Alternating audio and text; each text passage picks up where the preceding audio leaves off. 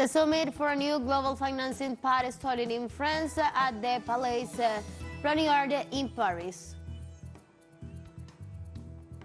In Argentina, various social sectors ratified their support to the people of Jujuy after the repression against protests that reject the constitutional reform imposed by the governor of that province, Gerardo Morales.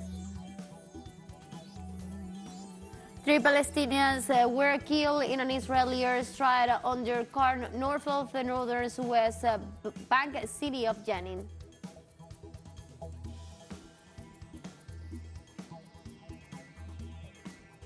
Hello, welcome to From the South. I'm Ana Marrero from the teleSUR headquarters in Caracas, Venezuela. We'll begin with the news. Stay with us.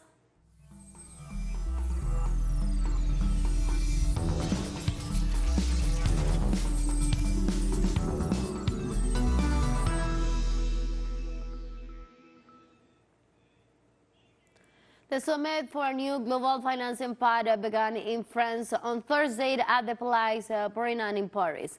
The two-day event has seen more than 300 high-level participants, head of states and governments, international organizations, and representatives of civil society and the private sectors.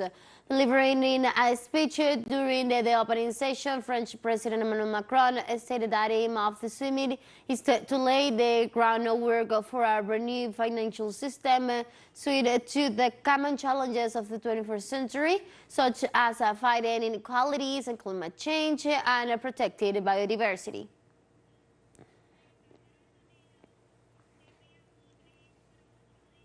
For her part, the Prime Minister of Barbados, Mia Mottley, addressed the participants in the summit for a new global financial pact taking place in Paris, where she explained why her country was attending such event. Paris today with a heavy heart, but with hope. We come to Paris today not to reinforce the divisions of the past, the orders of the past, but we come to Paris to identify the common humanity that we share and the absolute moral imperative to save our planet and to make it livable. In summit, Colombian President Gustavo Petro stressed the need to take away the concrete actions from an event such as this. I would propose that from this meeting a group of experts and economics who have worked with the global financial system in the face of the Dubai Cup should come out with a report on the reform of the global financial system to finance climate actions on a large scale. This could be a concrete idea that could come out of this meeting. In his speech at the summit, President Petro also stated that the dominant paradigm based on the extinction of the last 4 years is over. It is not fighting against capital, and I will end here, but it is a new paradigm. For 4 years, all countries have been under the same religious belief. The market leads us to the general human well-being. No, it leads us to extinctions. The dominant paradigm of the extinction of the last 4 years is over. Colombian President Gustavo Petro emphasized at the summit on a new global financial pact in Paris that one of the main objectives of the summit is to recover the power of the state to tackle the climate crisis.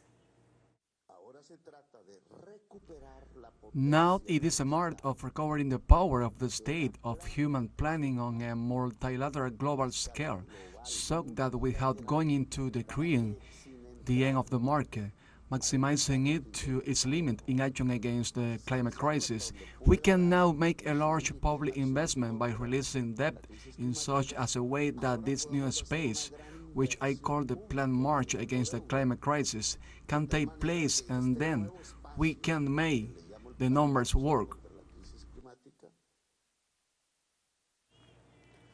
On Thursday, Cuban President Miguel Díaz-Canel took to Twitter to announce he participates in the summit for a new global financial pact in Paris, with a commitment and responsibility to give voice to the position of the G77 plus China on the thematic axis to be addressed, especially the historical claims of the nations of the South.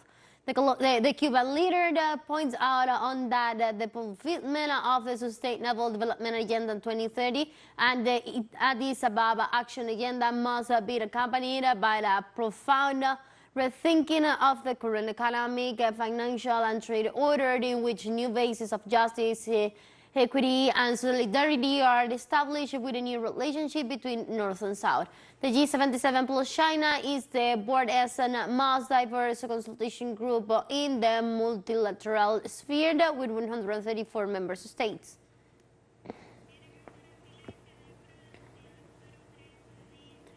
In France, hundreds of people demonstrated in the city against the government's decision to close a coalition of environmental organizations. A massive crowd gathered on Wednesday in front of the name's City Hall against the closure of the climate NGO Earth Operation. Oliver Brand, government spokesman, accused the movement of encouraging violence during the March's protests against the controversial projects to build an irrigation reservoir next to the Saint Sully village. The demonstrators claim that closing the NGO is a political decision in response to agro-industry interests.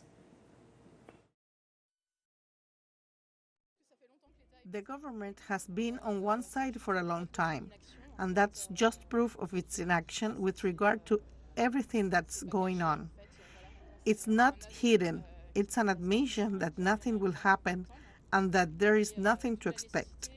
And that's why we need to be even more present, to exist and to keep this movement alive, all of us together, because it won't come from anywhere else. Following the example of the pension reform that we saw, the government is trying to dissolve all ideological, ecological, and social opposition to it.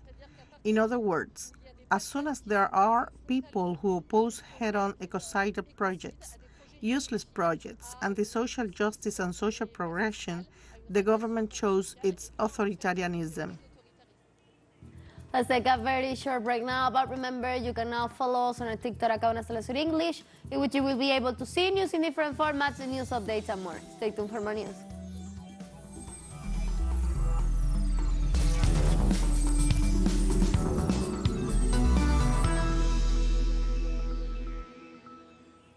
Welcome back to From the South. In Argentina, various social sectors ratified their support to the people of Jujuy after pressures against protesters to reject the constitutional reform imposed by the governor of that province, Gerardo Morales.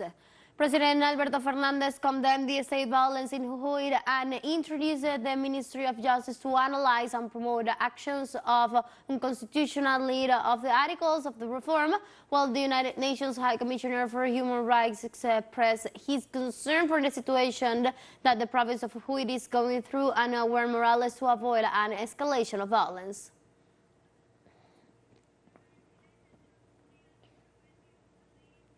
In the U.S., Hollywood writers and screenwriters rallied in Los Angeles on Wednesday demanding a new labor agreement that includes paid guarantees and job security plans. The new demonstration comes 50 days after the beginning of the strike. Protesters demand to be kept on the payroll beyond casual jobs and to receive higher payments. They denounced that although the demand and profit of the contractors have increased in recent years, the fees and guarantees of those workers on the script have been constantly reduced. Meanwhile, negotiations with the production companies have not yet resumed and have been still since May the 1st.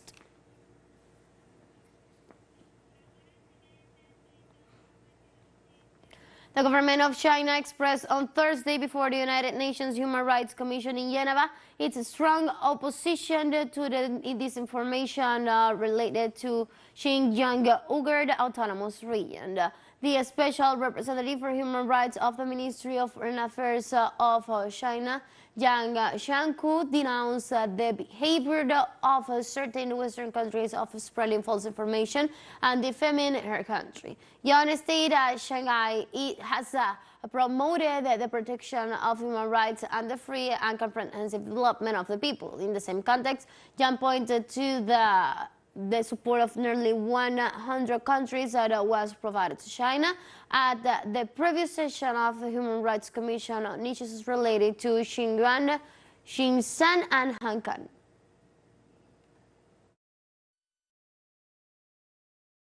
A few countries, including the United Kingdom, have repeatedly told lies and spread rumors, which has further exposed their political schemes and sinister intentions. China urged these countries to put aside their hypocrisy, arrogance and prejudice, stop politicizing human rights issues, and stop turning human rights issues into someone's tools. And they should devote their energy to solving human rights problems of their own and truly promoting and protecting human rights.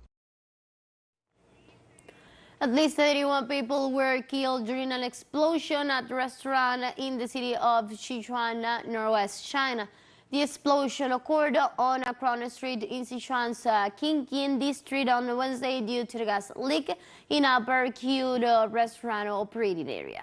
Apart from that, 7 people are receiving medical attention and one of them is in critical conditions. Over 1,000 firefighters were on the scene involved in the rescue efforts. Chinese President Xi Jinping called for all possible efforts to be made to save the injured and to strengthen safety oversight of key industries.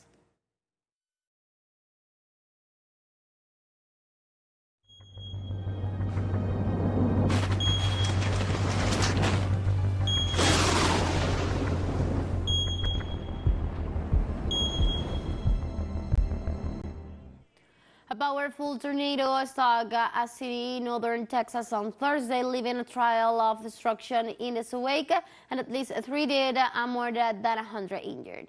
Millions of residents in multiple Texas states were under severe weather warnings for the advance of dangerous storms that fueled by the region's high temperatures from tornadoes, thunderstorms, and hail. The phenomenon caused power outages in rolling plains, including more than 700 people without power in the Jenin area and significant damage to the town of Matador, a town of about 570,000 people in Monte County.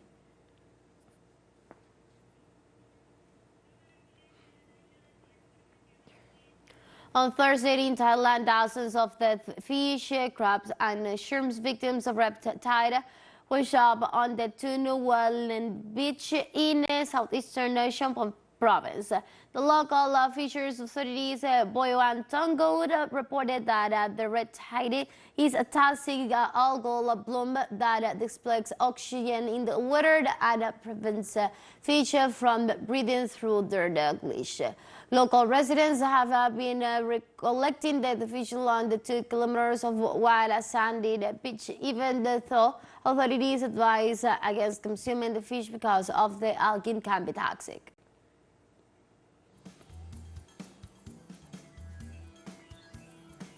We have a second short break, but before that, we invite you to visit our YouTube channel at teleSUR English. There you'll be able to watch our interviews, top stories, special broadcasts, and more.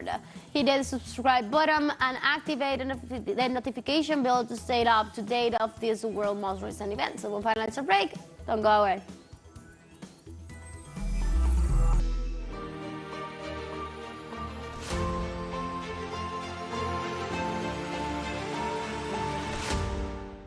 Welcome back. In the United Kingdom, on Thursday, Ukrainian Prime Minister Denis Shmyhal acknowledged the Ukrainian counteroffensive will take time and admitted that his nation is waiting for help from Western allies. We are waiting that during this summit in Vilnius, allies will be very concrete in conditions, in dates, in their messages. And we are waiting this, we are working for this. I should note that Ukrainian army now is NATO army. We are fighting by NATO weaponry, with NATO weaponry. We are fighting according to NATO standards. Our army.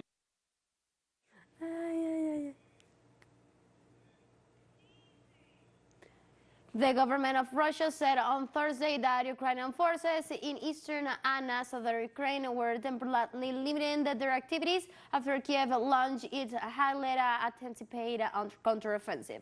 During a meeting held by President Vladimir Putin, Russian Defense Ministry Sergei Shoigu said that Western military aid for the Ukraine was not seriously impacting outcomes on the battlefield, even though the Kremlin road line said that deliveries prolonged the conflict and scale fighting. Russia has argued several times within the last weeks that Ukrainian counteroffensive is a failure. That being said, it must be assumed that the offensive potential of the enemy is not exhausted. A series of strategic reserves are not employed, and I ask that is taken into account when planning combat work. It must be based on reality. That the Israeli drone attack hit a vehicle in the northern West Bank in a new escalation of attacks on the occupied Palestinian territory. The Palestinian security sources and witnesses said an Israeli army reconnaissance drone struck near Al Jalama at a village north of Jenin, killing all 3 Palestinians in the car. The 3 young men were identified as Mohammed Bashar Uwais, Shiran Al-Angul, and Afard Murad Said. Meanwhile, the Civil Defense of the Palestinian Authority said in a statement that its crew arrived at the scene, put out the flames of fire, and found the bodies of the 3 young men. The Israeli army demolished a Palestinian house in the occupied West Bank city of Nablus early on Thursday morning. The one demolished on Thursday is the second house in 2 days in the area under the pretext of preceding the Palestinian population not to commit attack against Israeli occupation. Tensions are rising between Israelis and Palestinians after hundreds of Israeli shooters burst into a Palestinian town in the occupied West Bank on Wednesday, setting fire to thousands of cars and homes. Khartoum and other Sudanese cities were the scene of heavy fightings, including gun battle and air and artillery attacks between the army and the paramilitary rapid support forces following the end of the 72 hours truce on Wednesday. Residents in Khartoum reported an upsurgence in clashes as well as army fighters' raids on paramilitary positions in the south and the west of the capital. Meanwhile, local reports indicate that what is not an art base controlled by the army was the target of the intense artillery bombardment, while violent clashes were taking place in the neighborhoods of Ferihad and Al-Muhassirin in the capital.